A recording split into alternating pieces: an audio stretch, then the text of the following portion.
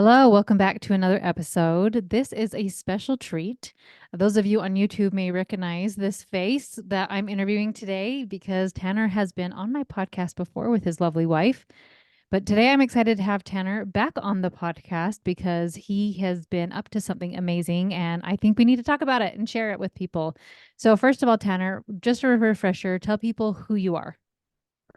I am Tanner Duncan. My YouTube channel is The Terrible Husband, and I love creating videos and stories about my family and the things that we're trying to learn and the ways that we're trying to grow. So that's very brief, small snippet background of who I am.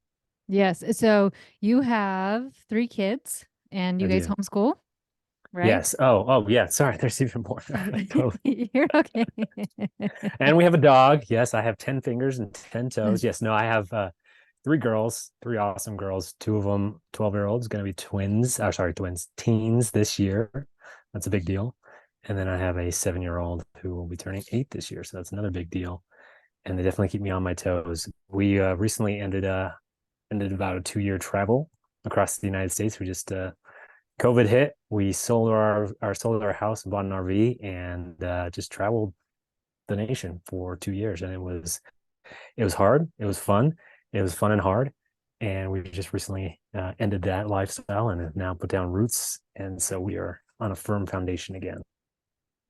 Yeah, how has that transition been back to living in a house?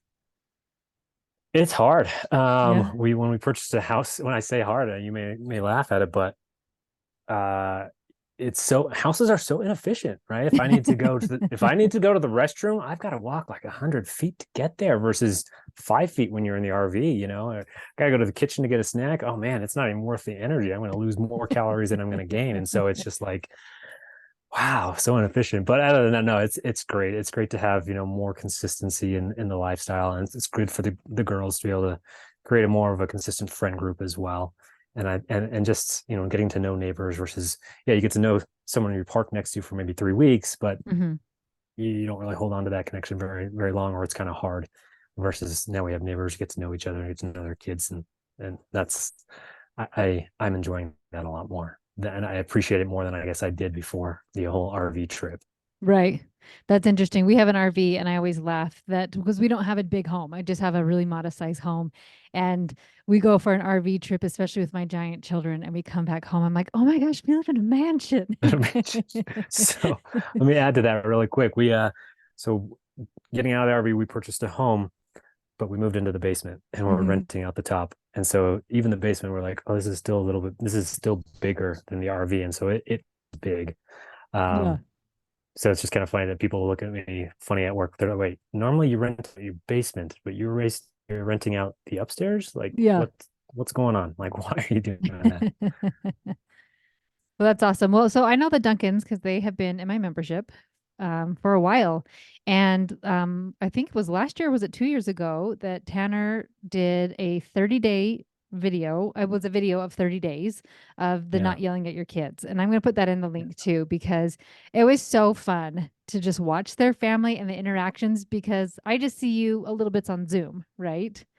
But to actually get to see your family, and it was captivating. And the way that he was able to splice stories together and to create 30 days into what, an 18-minute video, like it blows my mind your creativity. So when he told me he was going to do this course, I was super excited about it. And my daughter has done his course and loved it. And she can be picky. So you have won her over. And so I thought we need to tell more people about this because I love the idea of this new course. So I wanted you to tell about your new course, The Terrible Storyteller, and like what made you decide to create this? First off, thank you. I appreciate that. And Tess has given me some great feedback, things to incorporate into the course. So thank you. What what got me to do this is first is it's something I wish I had had when I was a teenager, right? So I'm trying to help teens here with something that I wish I had had. I let's go back. Let's go back. I'm 16-year old, even 13-year old. Like I told stories all the time and mostly through video, right?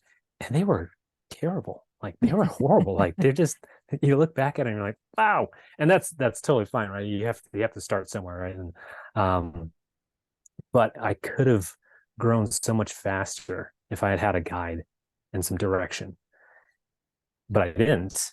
And so it took me a lot longer, right? And so I wish I had had something like that. The second reason why I'm doing that is because, like I said earlier, I have two girls that are going to become teens this year, and there haven't been a lot of good courses that we've found for extracurricular stuff for the teenage group. And so I wanted to create something. Well, I wanted something for them, so I thought, well, why don't I create something for that group? If there's a gap there, there's something I can provide. So I wanted something that my girls could also learn from and enjoy. So those are the two causes really for me creating this. That's so neat. So tell me about like how did you find, because it's such an interesting idea and it's so simple on one hand, like storytelling. Anybody can tell a story, but a good storyteller is captivating, right? Like it draws you in. Think of a great comedian, it's just a great storyteller, right? Yeah. And a lot of things like that is just storytelling. So how did you like what was your process to improve yourself in your storytelling ability? So let me start off with a quote there from Ratatouille, right? When the rat is talking to Gustav or the ghost or whatever. Um, Anybody can cook, and the rat responds, "Yeah, but not everybody should." Right. But so anybody can tell a story, and I'm not going to say not everybody should, but it, learning structure is what has Mm, helped, right? So I am a huge fan of winging it and exploring and writing down thoughts as they come, or pulling out my camera and filming something really fun, and totally a fan, totally support that. But when you're done experimenting and exploring, you're going to need to put it together, and mm. structure does that for you. It takes these awesome ideas, these fun experiences that you've had with experimenting with cameras or dialogue or whatever. It takes those things, and then it helps frame them up so that you can tell a story that just that'll string someone, not string someone, but that will pull someone along, or engage them as they're watching it, or reading that story. Hmm. So structure is what I really lacked and have had to just learn slowly over time. And it took a lot longer than I would have liked. You know what this reminds me of? So my husband is really intelligent, but couldn't draw to save his life. And playing telestrations with our family is hilarious because we have like some art people who are really good and some people are like chicken scratches, right? So one of my sons, he's like, "Oh no, I got dad's talent." But when we had the Good and the Beautiful art books of like, do this step, then do this step. And all of a sudden he's like, "Oh, I can draw. I Oh just yeah. needed that structure. I just needed a step by step instead of like, here, draw a horse." It was like step one, maybe draw the back, right? Step Yeah. two. And all of a sudden, with that structure, somebody who quote unquote doesn't have the talent all of a sudden said, "Oh, it was just too much." But when I pieced it out, all of a sudden, anybody could become an artist. Or in your case, anybody can become a storyteller. Yeah. No, absolutely. And there's part in the course, and something I've experienced in real life is um people will, so there's a joke with drawing an owl. So he does, the instructions are draw two circles, then draw the rest of the owl, right? So, and I see that in the business world, right? So Hmm. where I work, people don't understand the idea of showing their work, probably because they don't know those steps, right? And so they do struggle. People that I work with will struggle with the work that they're doing because they've only seen maybe the first step and drawing the owl at the Mm. end. So it's a benefit of knowing the structure for telling stories, both for telling story's sake and entertainment, but also for working in the business world as well. That's wonderful. So this is a course for teens, right? And so it's online. And tell me about like the course itself. I know it's on your website, theterribleteacher.co. It will break it down, but kind of give a highlight of what some of the things that they would learn, how long is the course, those types of Yeah. questions. Let's see which order. I'll start with how long is the course. Well, it's made for homeschoolers specifically in mind, right? Teenage homeschoolers, or motivated teenagers in mind. So how long depends on them. I mean, they could binge it all in, in a day or a week, whatever they want, or they could, take their time, drag it out, or just enjoy it and really actually learn. So there are 9 sections, so they could break it up easily into 9 weeks, right? So it can Mm, easily be a 9 week course. They can condense it, if they want to do it in 3 weeks, 6 weeks, whatever. The shorter I don't recommend as much, just because there are also assignments that come with it, right? There mm, are assignments with any good course, right? You want the information that you're learning to stick, not just a momentary, oh, I get it, or I binged this and I enjoyed it and that was fun. All right, let's go to something else. You want to be able to right. retain that information. So there's a lot of assignments in there, and there's a lot of resources, right? So I've curated a good list of resources that the student can look into, to dive deeper into. Like there's areas where I'm not diving really deep into, let's say like editing on a certain type of software, right? I'm going to Mm, go over some editing, some techniques, but if you want to learn a specific software, then I've got some places for you to go where you can find that information. So going back to your question of how, like how long is it? Yeah, I would say probably, 9 weeks is what I would expect for the course, but you could definitely do it much faster. Um, and then what was your question before that was like I know on your who? website it says what are in some of the videos, like section Oh 1, yeah. anatomy of a story. Yeah, So yeah. like talk to me a little Gotcha. bit about those types of things. What's in it? What will they learn? Yeah, yeah. So you're going to be learning, the students would be learning the structure, like we were talking about there, the structure of a story, because that's where it's all going to start before we do anything else. We want to understand these different structures, and we're going to talk about multiple structure types. There's not just one structure type that everybody follows when they tell stories. Mm-hmm. No, there's multiple different types, and that's an opportunity for them to get their feet wet and understand. Okay, I could try this, and I don't like that. What about this structure? Oh, I don't like that. This structure. Oh, I like that structure. Okay, I'm going to stick with that, or I'm going to mix and match. So we'll go over structure, and then we'll take that structure that they've learned, and we'll start to analyze. And this is one of my favorite parts is you're analyzing stories, and some of the things that we do is we'll take ads, online ads, and we'll just take these short clips and just analyze how did the storyteller, how did the advertiser tell a story in just 30 seconds or a minute or whatnot. And so we'll take those frameworks that we used or that we've learned, and we try to break it down. That right there, when you are able to understand, okay, so I understand what this framework is, but when you're actually able to apply it to real life, right, to see it in the real world live, oh man, then it's like, oh wow, this is starting to click. Okay, I get it. I see it in these other things now. Whoa, okay.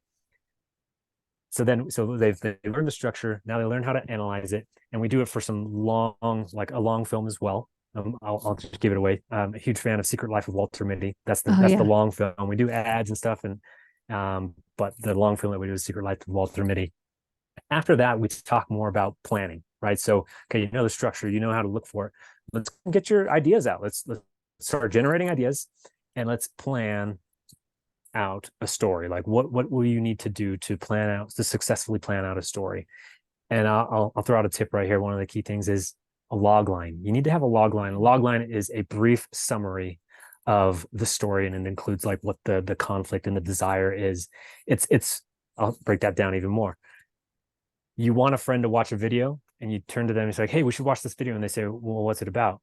And your response is the log line, right? It's about a Right. guy who wants to marry this woman, but her parents don't, but his parents don't want him to, like whatever. There's a conflict there, but you don't give the resolution. So that's the log line. It gets them interested and hooked in. After that, I know you asked. I'm kind of rambling on. I'm taking No, you through you're the whole I thing. So put you you on the stop me spot when with you don't if that. you don't want any more. Um, well, then after planning, we get into things like how to track things that resonate with you, right? So we often will watch stories or watch movies, or read a story in a book or see something in art. Like, oh, that's cool. That's really nice. I like that. That really moved me. That touched me. That resonated with me. Okay, I might remember it. Yeah. I might not. So we want to be able to capture that information, capture those things that resonate with you. And so I show them a way of capturing those things so that they can come back and easily find that information. And my wife puts Mm. that down in one word. She says it's Pinterest, right? It's the same idea there of Pinterest, right? Of capturing those things. After that, we jump into the master storyteller, and that's Jesus. And I love that part because it's a new way, a fresh way in my mind of looking at the parables that Jesus has taught. Growing up, I know these parables, I'm familiar with these parables, but thinking about them in the sense that, oh, he didn't just make them up. Like, he thought about them. There's structure to what he has, and maybe he's not following a specific guideline or structure that they had back in the day. But if you look at some of the structures we go over, you're able to find some of the structures in there that's following, like the three acts. You have some of Mm, these parables that have the three acts. You have some. So in the course, talk about there are 7 key ingredients to have that make up a good story, right? Because you're wondering, well, what is a good story? We talk about those ingredients, and later on, when we get into the section on Jesus's stories, we actually find those ingredients in his stories, and it's just kind of eye-opening. Wow, that's really cool. This person, whether you're religious or not, whether you believe in Jesus or not, this person, as a fact, has impacted the lives of billions, right? This person has impacted billions of people. So there must be something that he did that we can learn from, both mm, spiritually, but if you're not into that, that's fine. You can also learn for your own work that you're creating, right? Your own story.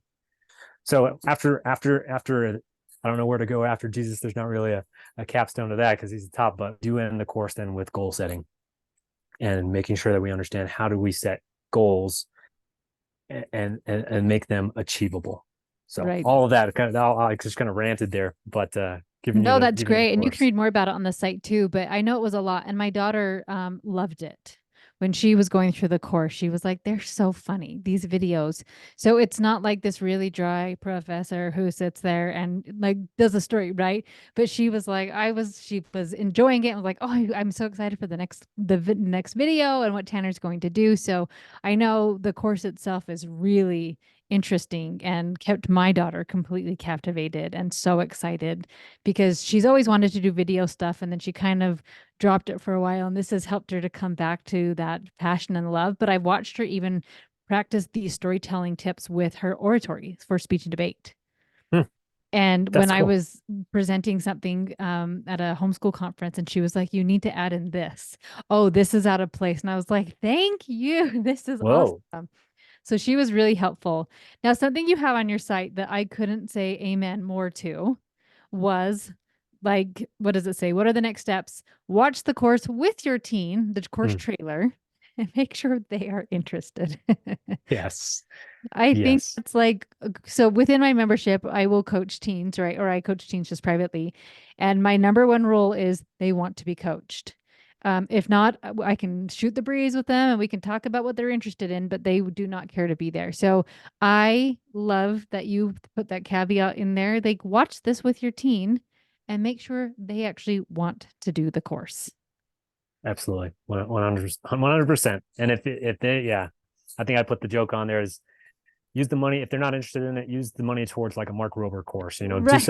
do something that will bring value to them and therefore your family and therefore your community and therefore the world, right? So spend your money on something that they will do. Yes, I actually had somebody comment the other day on Facebook with my kids that are in college and like, how do I get my kid to do this? And I said, oh, I don't. My kids wanted to, and I just support them. Like, I Hmm. actually was my test that watched her course. I actually tried to get her just a full homeschool with me the whole way through. And she's like, well, I was like, oh, darn it. That's awesome. So yeah, I love that because when we try to force a kid to do a course and they're not interested in it, we feel frustrated that we spent the money or like, see, here's something else that didn't work. And it's not the course that didn't work. It's that the kid wasn't interested in the Yeah. course. So Yeah. like Yeah. if you have a kid who loves this idea, watches the trailer, they're going to do the course because they will want to do it. Yeah. If I can throw out there as well, it's the first couple of sections that are critical that they are doing um quickly, like not like trying to get through, but I mean like consistently. If Mm-hmm. you're going to take a huge pause in between, you totally can, but they kind of lose momentum regardless of Mm, what it is. If it's too long of a break, they'll lose momentum there. So, yes. But they have lifetime access to the course, correct? oh, absolutely. Yep. Oh, awesome. Yep. So worst case scenario, they could just start They back can over. take breaks. Oh, for Yeah. sure. They absolutely fan of breaks. I'm fan of taking a pause, but to keep that momentum, I think it's important to make sure that for them, you'll have to observe them like are they taking these sections? Are they going through these lessons or just having huge breaks in between? And so they're losing momentum and losing interest.